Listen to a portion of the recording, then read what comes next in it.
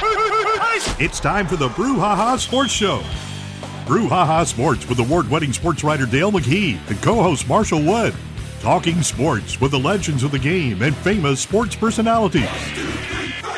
Brouhaha. Now to Marshall and Dale with tonight's guest. Good evening, everyone. Back on track with the Brouhaha for another show, another week. Dale McKee, Marshall Wood. Sports news and discussions is what we're about. That's right. Yeah. What'd you do on our vacation last week? I can't remember. I can't either. That was nice, though. I mean, I think I might have just went to the track up there at the Wayne General Hospital and just started circling. Did you? Yeah. Okay. That's probably what I did. Oh, I got you. Yeah. Well, what else is going on?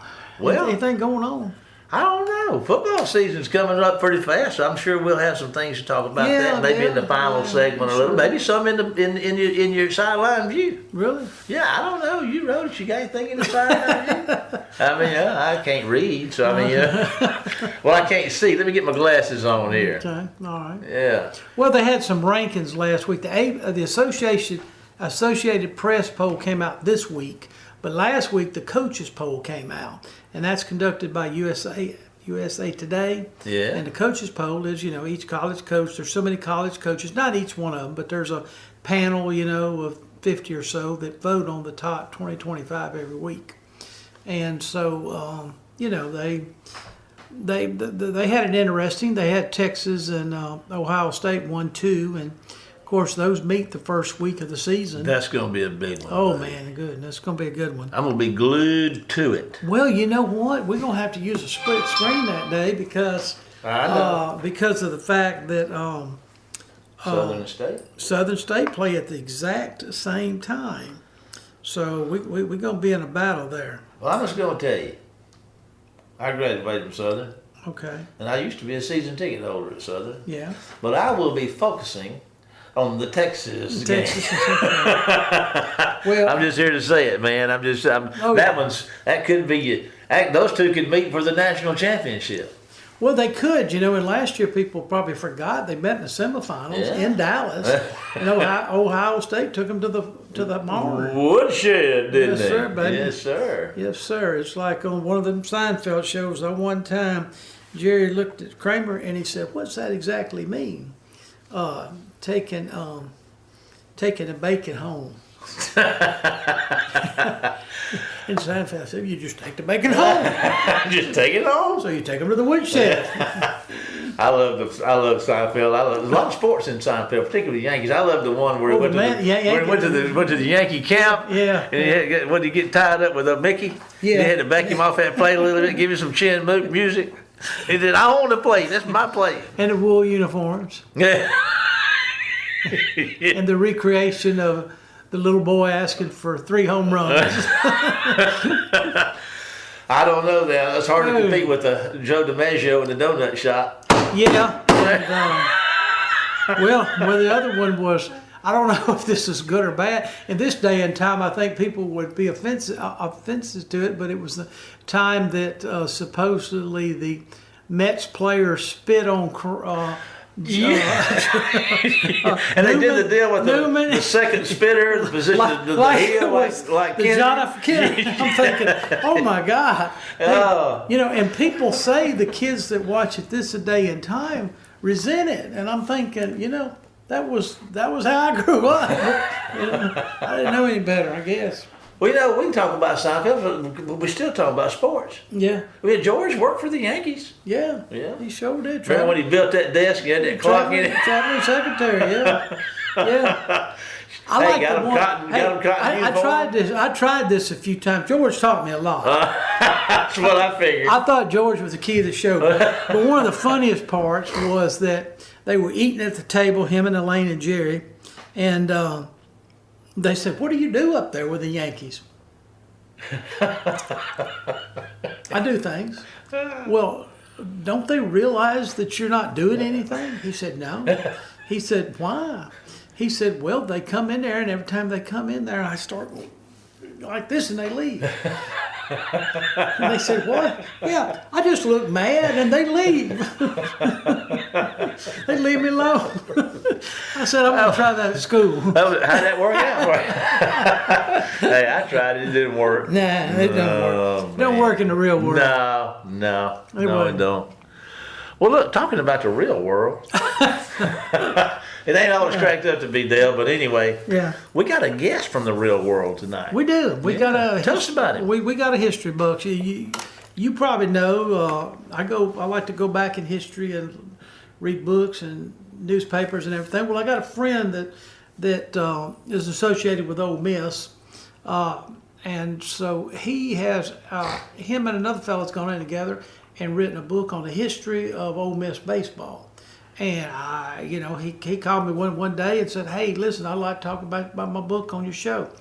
And I said, "Well, I really appreciate it." Yeah. And I said, we're going to get you on there. So I thought we'd get him in just before football season. That's perfect time. Before. And, we got some great baseball players. I saw the other day like 9 players last year and this year from Mississippi are already like in the top 20 of their minor league clubs, whole system. Not just one team. I'm talking about their whole system, which probably 200 players or so. Well, if you stand to look at just the 3 universities in Mississippi, Ole Miss, Mississippi State, and Southern, there's a lot of baseball played here and a lot of games won. Oh, yeah. A lot of games won. And yes, we've got some factors going on. Of course, Purvis had 2 kids last year. Jackson Prep seems to put them out every year. Just great players. And Summerall's got one. Did Summerall have one go real high? Or was that the other guy you're talking about in this year's draft? I'm not sure. I know they had a really good player over there, Coach Andy Davis' son. Yeah. Andy grew up in Taylorsville, and I kind of followed him during his high school career over there. But he's coaching it. He's head coach at Summerall now, and that's his son. And I can't remember Andy's son's name, but they play pretty good baseball over there. Yeah. Well, I tell you what, we about getting a little long on this for a second. Let's take a break to hear from our sponsor and be back with tonight's guest right after this Brouhaha commercial. See you after the break.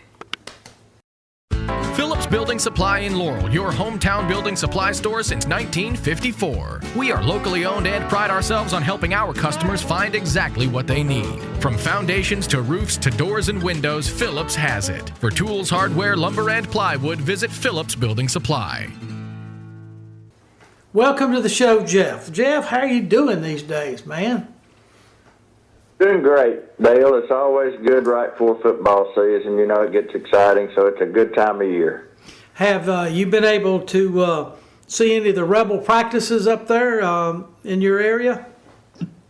I have not, but I know things are going pretty well. I keep up with it pretty close, but I hadn't been out there. I used to go out there a lot daily when I was covering it daily, back in the day, I guess you'd say, but not out there as much, and just kind of enjoy being around it all, and up here in Oxford, and but let the others kind of tell y'all what's going on a daily basis. I got you. Well, you were a great writer, for the Daily Journal and the Oxford Eagle, and there was another Oxford paper you were with for a while. Then you worked at Ole Miss. Well, I was mostly with Ole Miss Spirit for the long term, about 20 years with Chuck Ronseville, and we had a good run. And when I started, we were kind of the only game in town, and we kind of saw a lot of changes in not only how we put the product out, but technology, and went from the newspaper you held in your hand once a week to websites to everything else. So I kind of, it continues to change, the world does, but we were kind of a whole bunch of different things since I started back in the late 80s, early 90s with him. Yeah, it definitely has changed. But anyway, the Rebels, for the Ole Miss fans listening, they put a pretty good product on the field the last few years, and a lot of people expect another one, especially the way the defense has been shaping up during the little preseason practices. But let's get into what we called you about, your book. You've got a book on the history of Ole Miss baseball. Why don't you tell us how it came about and just everything about it? Yeah, I appreciate it. Let me talk about it. So, I'll go in 2 or 3 different directions here, I guess you'd say. But, you called it a history of Ole Miss baseball, and that's kind of what it is. But really, it's stories from Ole Miss baseball. So we've got some stories from former players and got stories from former coaches, and we wrote some, and we let some of them write some, and we go back to the starting of an Ole Miss baseball team, first acknowledged in anywhere in the records we could find, was 1871, which was before they ever had a football team or any other teams, and we got some good stories out of that. But it's not a year by year by year, season by season thing at all. It's just talking about Ole Miss, probably over 100 stories, and everybody from back in the early days through the, first World Series appearance in 1956. Actually was texting a guy this morning that was on the 1964 College World Series team, and he was talking about excited about getting his book, and we got him a story in there, wrote one with him. And so anyway, it is history, but it's a lot of maybe 70% of it is probably the last 50 years, and that's the one most people know about, and the folks we could talk to. But it was good, and so that we were able to do it. And what kind of led to it was my friend Chase Parham, who is a younger writer, and he's really active still in the business, and covers Ole Miss on a daily basis, which is kind of what I used to do. But he worked with me for a while at the Ole Miss Spirit, and then went on to some other things that he's done. But we covered baseball together all through the years, and that was kind of our deal together. We traveled together, went to regionals and went to super regionals, wherever they might be, in Omaha. Spent some time both of the trips they went to Omaha. So we just been close. And after they won the national championship, he wrote a book called Resilient Rebels, and Chase did really, really well with that, and a lot of people bought that, and it was a really interesting book. And then I worked with one with publisher Neil White up here, and we kind of did more of a photo book, and I wrote some things for that, and some of my stories I'd written at the College World Series in 2022. So to wrap that up, Chase and I kind of talked to Neil the last couple of years, so we started working on this book, and we just decided we'd do a book of stories from Ole Miss baseball, and some of it was our experiences, and some of it's other folks' experiences, and we feel like we got a good product, and people can start telling us in 2 or 3 weeks when they get them, and if they've ordered them, or they'll be in the bookstores. But it's just about time. They're going to be here sometime late August, early September. Well, if someone wants one of these books, how could they order it? You got a website for it? Well, right now, the 2 best ways I can tell you, and these 2 bookstores have been real helpful to us, obviously, on things we've done in the past and this. But Lemuria in Jackson has a website, and Oxford, of course, Square Books in Oxford has a website. So you can go to both of those and pre-order. That was what the gentleman that I was talking to this morning, Larry Higginbottom, he was a pitcher for that 1964 World Series team that went to Omaha, and he was telling me he'd ordered one from Square Books. So you can go online for Square Books or Lemuria and Jackson and order them, and that's the way you can get them, shipped to you. And we're going to have book signings, and I can go ahead and throw those out. We're going to have at least 3, and we may try to have some more, but we've only got 3 set up, actually. We're working on the one in Tupelo. We don't have a date, but in the one in Oxford is September the 23rd, which is the Friday of the LSU football weekend. But 3 to 4 days before that, on Tuesday, September 26th is the one in Oxford. September 23rd is in Jackson at Lemuria. So, if any of your listeners happen to be in either of those areas, September 23rd at Lemuria and Jackson, and September 26th in Oxford. So, but order them online is how you can get them now, but they'll be in the bookstores, sometime early September. Hey, I got a story for you, and a lot of people wouldn't understand this. I met Larry Higginbotham, and I met him in Stuttgart, Germany. Really? Yeah, he was in the Army. He had just finished ROTC at Ole Miss, and my dad was stationed there. And every morning, my dad would take us to what they call the Officers Club. We'd eat breakfast before we went to school, or me and him would. And then I met him, and I kept, I told him I was a big Ole Miss football fan at the time. Well, years later, I haven't met him since, but I know 3 or 4 players from that '64 team because a lot of them were from Laurel. We had a Billy Sumrall, a Chet Bergalowski, Tommy Keys, Right. some of those people. And I think they were all really great contributors to that team. So anyway, there's a picture. Well, I was going to say we got a picture in there in that of that story, and Tommy Keys is in there, and Larry Higginbottom is on the mound pitching, and it's in their district tournament. They called them then in the regional over in Gastonia, North Carolina. So they go ahead. I'm sorry, I wanted to tell you that. Yeah, well, Bergalowski, Chet, became a football coach around here. Coached at Laurel High for a while and coached at South Jones. But he was drafted by the Braves, and so was and Tommy Keys was drafted by somebody, and they played high school baseball or came up together in that Laurel Baseball League at that time. But anyway, there's just some interesting stories about the reflection of those. But did you do a story on the '69 World Series? Yeah, we did, and what I was going to say before I even say that is we should have called you to get your story on during meeting Larry Higginbottom. I mean, that's the kind of stories we were looking for, and I'm not making making light of that or anything. We really were looking for interesting stories that tell us something people don't really know. I mean, but we do have some. On the '69 team.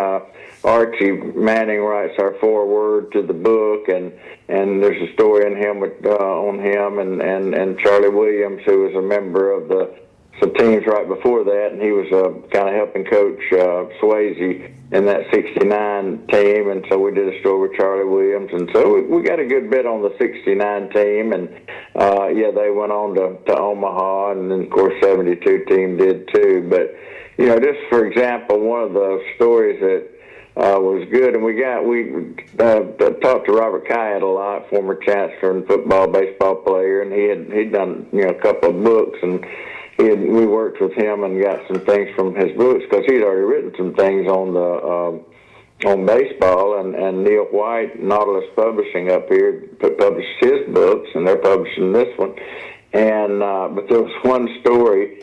Kind of not funny, but Coach Swayze was, I think this was 1958 or something. They were in New Orleans, played Tulane. They were playing LSU. They were kind of doing that Louisiana swing, and Coach Swayze took a ball in batting practice, took a ball off the leg, the shin or whatever, it broke his leg, and he had to go to the hospital and be in a cast the rest of the season. So he told a lot of stories about how Coach Swayze got walkie-talkies from ROTC and was able to coach, but he had to coach outside the fence because he couldn't move around. So he would relay something to the dugout, and they would relay something over to the pitcher or whatever. All that and this was 1958. So I kind of made a point that all this technology now, they got the batters and everybody's got their earpieces in, the pitchers and the catchers and all kind of stuff, and Ole Miss was way ahead of the curve doing the walkie-talkie back in '58. Whatever it takes. Whatever works, I guess. And I'm not, I'm just thinking here while you're talking, because it's going to bring great memories for me reading this book. And the reason I say that, I remember a story about when the '69 team went to the World Series. They were roomed with players from other teams. I don't know if they probably don't do that anymore. But Archie's roommate was the quarterback at Texas, James Street. And, Texas won the national. He mentions that. Yeah. Archie mentions that in the book. Yeah. And then years later, James Street's son becomes a major league pitcher in Colorado. Yeah.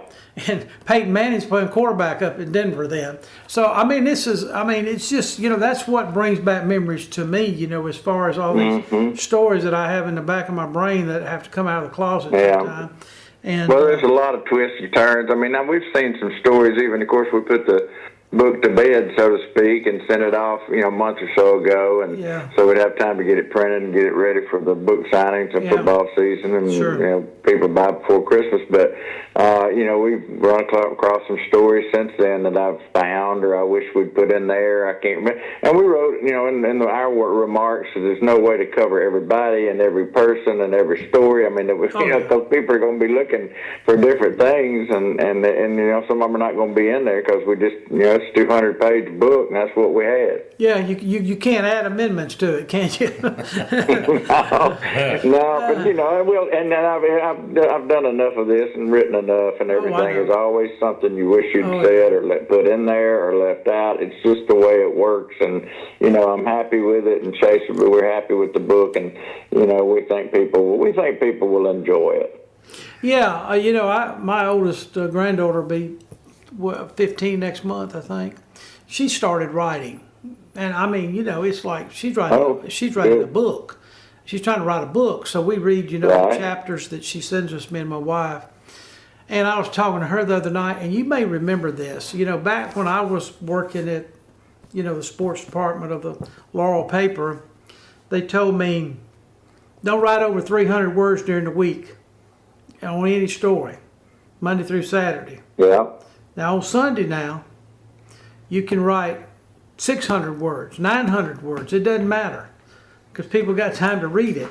Well, when I'm writing stories now, I still got that in the back of my mind, and I don't know, since you're doing a book and I'm trying to pick your brain about this, how do you know when to stop writing about the 69 team and get on with the 64 team or the 56 team or the 14 team or the 21 team?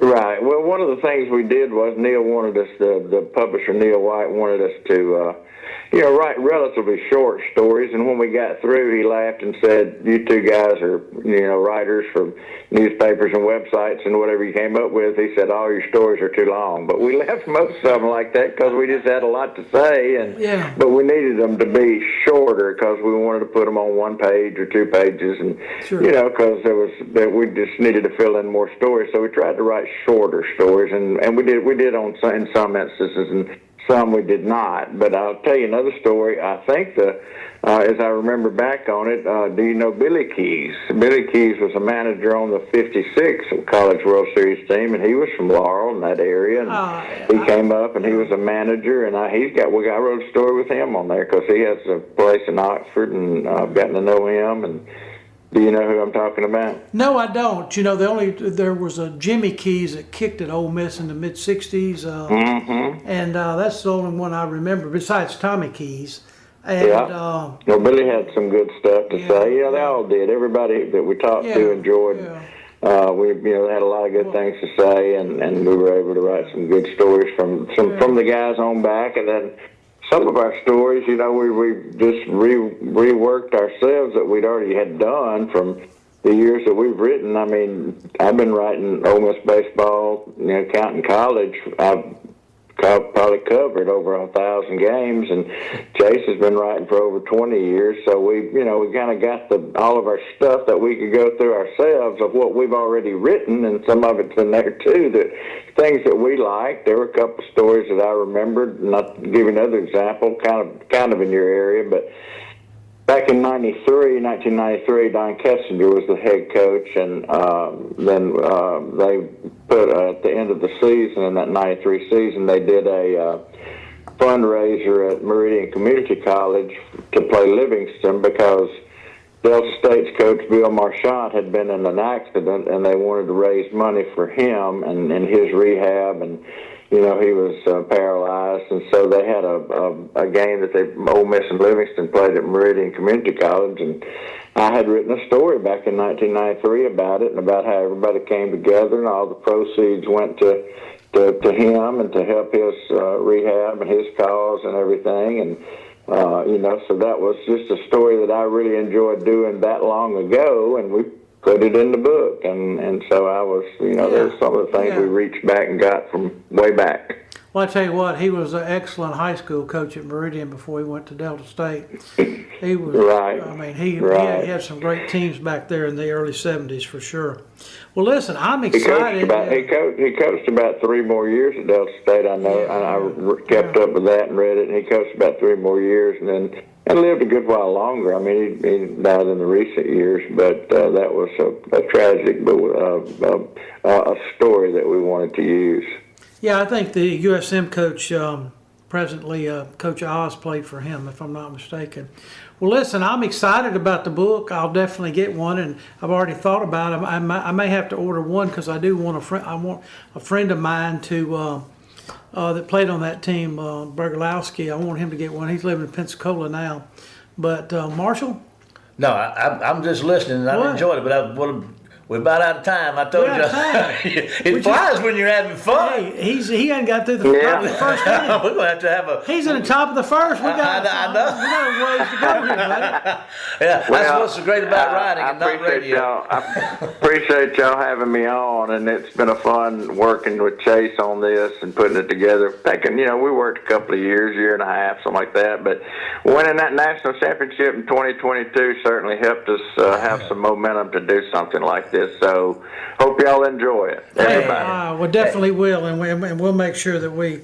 One last thing I was going to tell you. Now you're related to Jim Weatherly, the famous Ole Miss quarterback and songwriter. Yeah, Georgia and all that. We were first cousins. My dad and his mom were brothers and sisters. Yes. You're Ole Miss royalty then, buddy. But listen, we do have to go. He and I wrote a book. I probably wouldn't be doing this one if it hadn't been for him, because he's the one that kind of got me write book with him about 10 years ago, 8 years ago, whatever. And so I enjoyed doing that. And here I am writing some more. So it's all good. Yeah, he autographed that book for me, and I really appreciate you getting that book for me. Thank you so much. Yeah. Jeff. Well, you're welcome. Yeah, I was glad to do it. Listen, we're going to ask you to hold on just a minute. We're going to take a break to hear from one of our sponsors, and Dale and I will be back with tonight's final segment of the Brouhaha right after this break. But listen, Jeff, we appreciate it. Hold on with us just a second. Thank you. Yes, sir. Yes, sir. Phillips Building Supply in Laurel, your hometown building supply store since 1954. We are locally owned and pride ourselves on helping our customers find exactly what they need. From foundations to roofs to doors and windows, Phillips has it. For tools, hardware, lumber, and plywood, visit Phillips Building Supply. Dale, wasn't that awesome? Wake up, Dale. Wake up. It was. I just been a dear friend for, I don't know, probably the mid '80s on, when he worked for the Ole Miss Spirit. And yeah. He's just a good. He's just a good guy, and he's. I remember he came to Hattiesburg last year for the state championships. His high school. Can't remember his high school. I think maybe Pontotoc or somebody up there hadn't been to state championship for a long time, and he came and. So we meet around the block sometime. Every time I go to Ole Miss to cover the state championship games for the Mississippi High School, he's always coming up there to the press box. So we keep in touch. Yeah. Well, that was neat, and I tell you what, that'd be an interesting book to read. I mean, for a baseball fan. Yeah, especially for an Ole Miss fan. Yes, sir. Yes, sir. And everything, and you can usually see now, based on my history of writing, I write a little bit for the Wayne County News. And I'm sure that you get that. That's the first place you turn every Thursday. You got to be, man. Local, baby. So I put some things that happened back in history. And the people reading it are all excited about it because it's talking about them or somebody they know from the 60s or the 50s or the 70s or the 80s, ever what it is. Well, these guys that are reading that book, you see that Larry Higginbotham that called him again, about some stuff. He's all excited about that book. Yeah. So, there's a place to talk about past history. Yeah. What they used to say about past history, it repeats itself. Well, I believe that, past history, it's kind of a double positive, isn't it? But it does. They do say history repeats itself. I think we're kind of into that right now because history repeating itself in the form of we're out of time. It's repeated itself again. I was having so much fun today. I know you were having fun. We were all having fun, Dale. I appreciate you. We all do. And we'd like to just give another shout out there to Jeff Roberson. What a great interview he was. I want to remind you that you can follow us all week on Facebook at the page, The Brouhaha. And we catalog all of our shows on our YouTube channel at The Brouhaha, where you can listen to them on demand. But for now, it's time to say goodbye, Dale. Goodbye, Dale. Goodbye, folks. We'll see you next week for more of the Brouhaha. Get us out of here, Jamie. You've been listening to the Brouhaha with Del McKee and Marshall Wood. Heard Tuesday evening, 6 p.m. on WABO. For more of the Brouhaha, follow us during the week on Facebook and WABO.